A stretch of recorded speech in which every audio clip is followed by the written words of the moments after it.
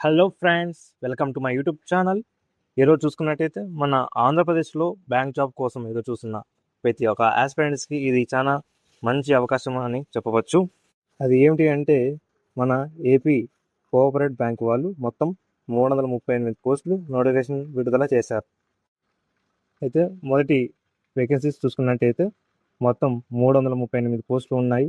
ఇందులో అసిస్టెంట్ మేనేజర్కి 43 పోస్టులు మరియు స్టాఫ్ అసిస్టెంట్కి 295 పోస్టులు ఉన్నాయి.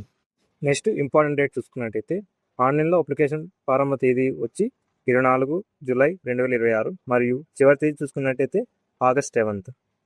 నెక్స్ట్ ఎడ్యుకేషన్ క్వాలిఫికేషన్ చూసుకున్నట్టయితే any degree from recognised university, అలాగే ఏజ్ చూసుకున్నట్టయితే 18 సంవత్సరాల నుంచి 30 సంవత్సరాల లోపల కలిగి ఉండాలి.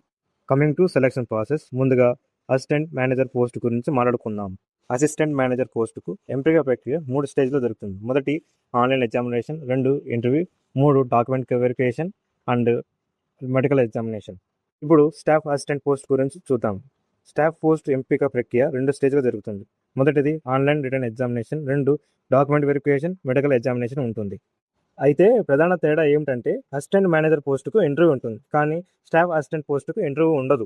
కాబట్టి staff assistant aspirants return exam మంచిగా రాస్తే జాబ్ కొట్టే అవకాశం ఉంటుంది.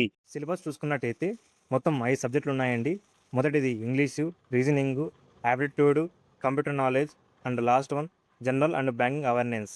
శాలరీ చూసుకున్నట్టయితే అసిస్టెంట్ మేనేజర్కి 28,000 నుంచి 79,000 వరకు ఉంటుంది. అలాగే స్టాఫ్ అసిస్టెంట్కి 20,000 నుంచి 63,000 వరకు ఉంటుంది. ఈ నోటిఫికేషన్కి అప్లై చేయాలనుకున్న వాళ్ళు చివరి తేదీ వరకు వండుకోకుండా వెంటనే అప్లై చేసుకోండి. మీకు ఈ వీడియో నచ్చినట్లయితే like and subscribe my channel for job more updates.